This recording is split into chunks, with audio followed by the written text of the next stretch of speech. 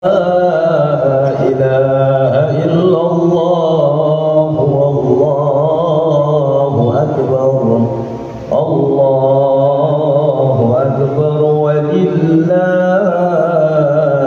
الحمد.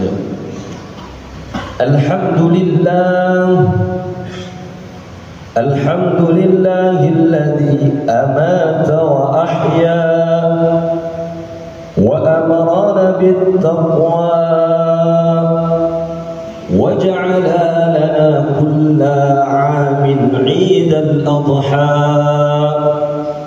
أشهد أن لا إله إلا الله وحده لا شريك له نعم الوكيل ونعم المولى.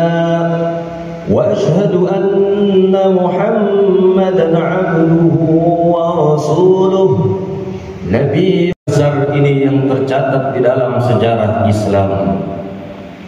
Kalimat Idul Adha, hadirin rahimakumullah, adalah dua kalimat yang digabungkan menjadi satu dari kalimat Id, artinya kembali, atau Adha biasa disebut dengan kurban, artinya mendekat kepada Allah Subhanahu wa ta'ala.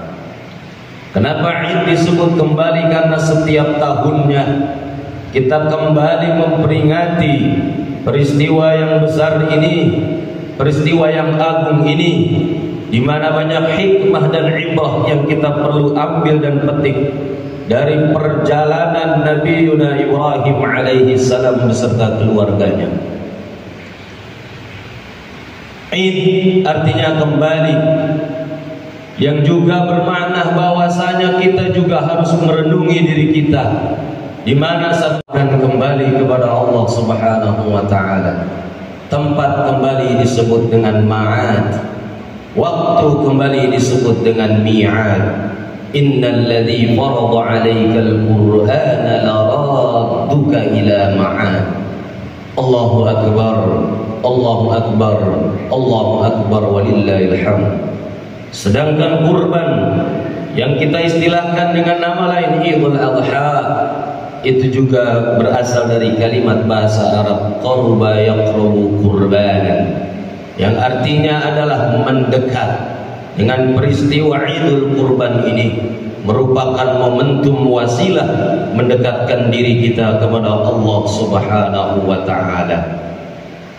Jamaah Idul Adha yang dimuliakan oleh Allah Subhanahu wa ta'ala, Idul Adha atau Idul Kurban tidak lepas dari dua momentum penting dalam kehidupan. Yang pertama adalah peristiwa haji.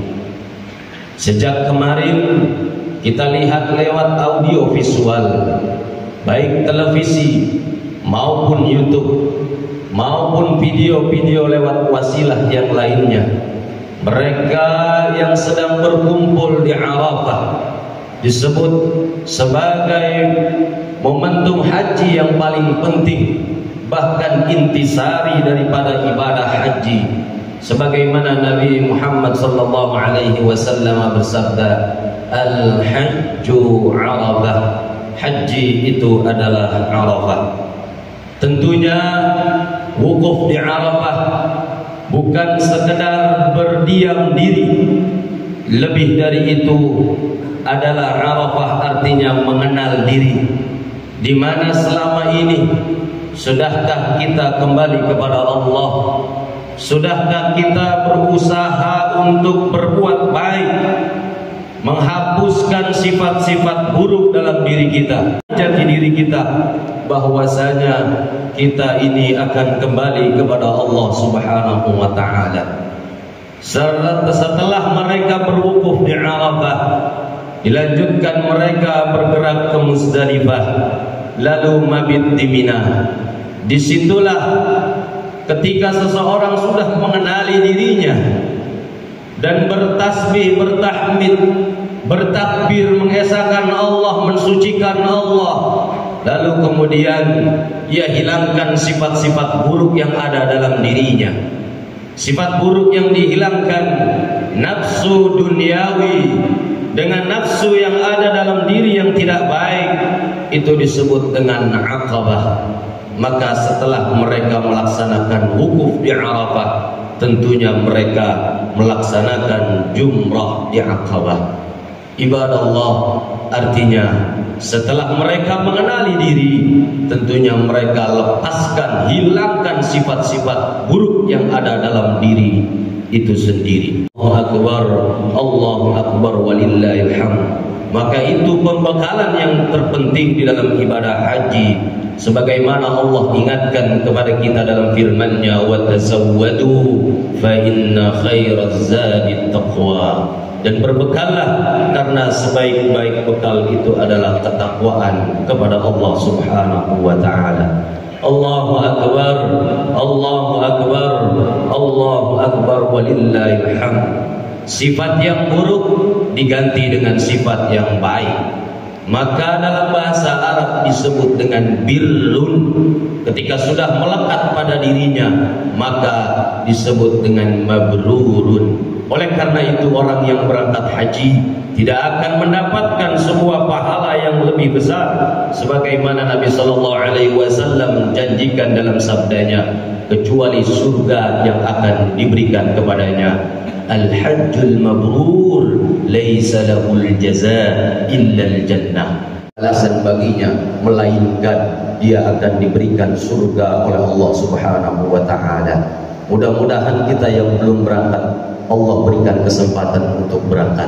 Yang sudah berangkat mudah-mudahan Allah berikan kesempatan lagi untuk berangkat. Amin amin ya rabbal alamin. Allahu Akbar, Allahu Akbar, Allahu Akbar walillahil hamd. Esensi yang kedua, momentum yang kedua yang penting dari pesan Idul Adha atau Idul Kurban ini, itu adalah peristiwa bagaimana Nabi Ibrahim alaihissalam mengorbankan anaknya demi cintanya kepada Allah Subhanahu wa taala. Di dalam beragama tentunya tidak selamanya sesuatu itu harus masuk ke dalam akal.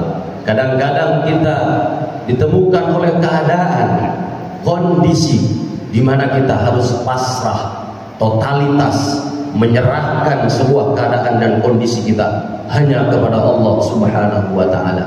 Begitulah predikat Al-Khalil yang diterima oleh Nabi Ibrahim alaihissalam ketika beliau pasrah anak buah hati belayan jiwa yang sudah dinanti lama. Tentunya ketika Allah karuniai kepadanya, maka Allah uji Nabi Ibrahim, apakah ia hanya cinta kepada titipannya atau ia dahulukan cintanya kepada Allah Subhanahu wa taala.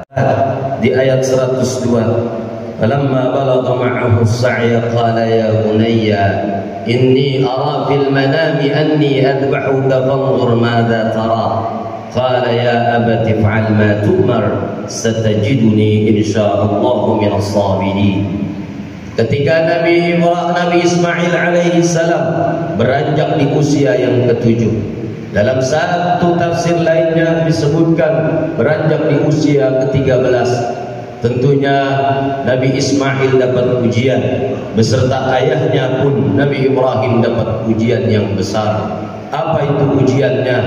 Inni ara fil manam.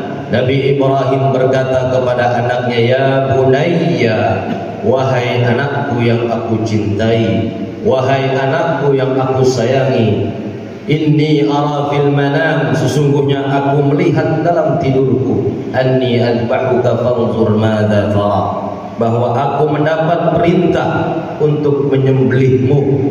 Fanzur madza tara, lalu apa pendapatmu ya anakku tersayang. Subhanahu wa ta'ala. Al-Quran menggunakan kalimat ya bunay.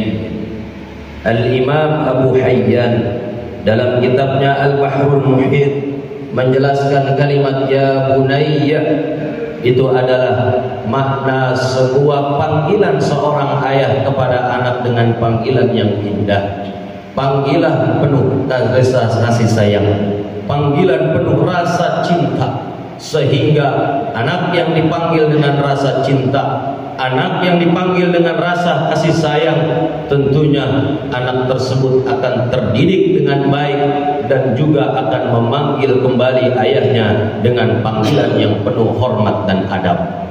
Ibadallah, Maka dijawab oleh Ismail, qala ya abati fa'al ma tu'mar. Qala ya abati fa'al ma tu'mar. Wahai ayahku yang aku hormati, wahai ayahku yang aku kagumi, wahai ayahku yang aku cintai. Ini adalah panggilan ya abati, panggilan seorang anak kepada ayahnya. Begitu cara Nabi Ibrahim mendidik kepada anaknya dan keluarganya, sehingga kita bisa mengambil sebuah pelajaran. Tidak ada anak terlahir menjadi orang baik melainkan karena orang tuanya baik. Berproses untuk melakukan sembelihan kepada anaknya, lalu anaknya berkata, wahai ayahku, wahai orang tuaku, ini adalah kain baju jubah yang aku titipkan sebagai kenangan terakhir untuk ibunda Hajar. Apabila Allah takdirkan saat ini aku harus meninggal dunia, maka titip salam rindu, salam kangen, salam kepada ibunda, bahwasanya baju ini merupakan kenangan terakhir. Agar tidak kena darah, maka agak dijauhkanlah. Yang kedua, Nabi Ismail berkata kepada ayah, ayah, sudahkah pisau itu dalam keadaan yang tajam atau masih dalam keadaan yang kurang tajam?